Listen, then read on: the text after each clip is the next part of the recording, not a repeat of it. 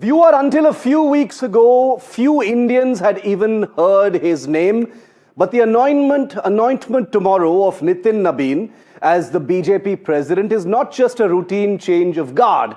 It is a signal flare. Because at 45 years, Nabin becomes the youngest president of the world's largest political party. It's as simple as that.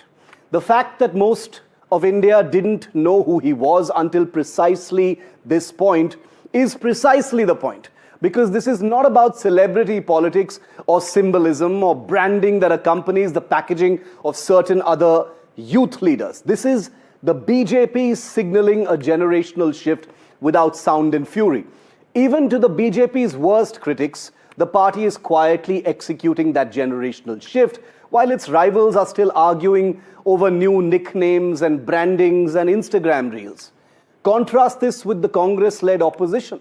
Rahul Gandhi has been packaged and repackaged and repackaged and repackaged at least a dozen times in the last 5 years, each rebrand collapsing under its own contradictions and weight.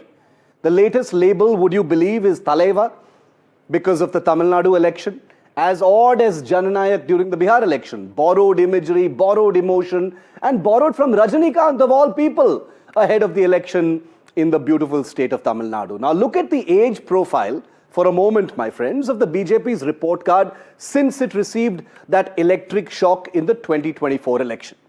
Nayab Singh Saini, 55 years old, delivered a historic upset in Haryana, an election that everyone thought the Congress was going to win.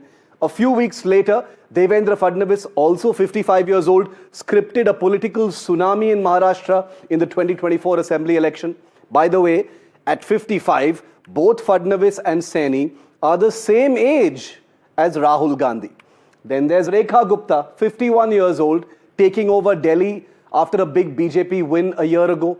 In Gujarat, just a few days ago, 41-year-old Harsh Sanghvi was elevated as Deputy Chief Minister. And now 45-year-old Nitin Nabin is at the helm of the party. 11:30 a.m. on Tuesday is when he takes over. Now, none of this is accidental, and it isn't accompanied by the artificially packaged sound and fury that accompanies the youth branding and rebranding of many opposition leaders, most importantly Rahul Gandhi. As 2026 gets going, the youth vote is central, bigger than it has ever been before. And that is one of the reasons why, for instance, actor Vijay's TVK has become such a nuclear hot potato in the Tamil Nadu election, with even the Rahul-led Congress pining for the younger Vijay's affections. Everyone knows where the demographic pressure is coming from. It is from India's youth.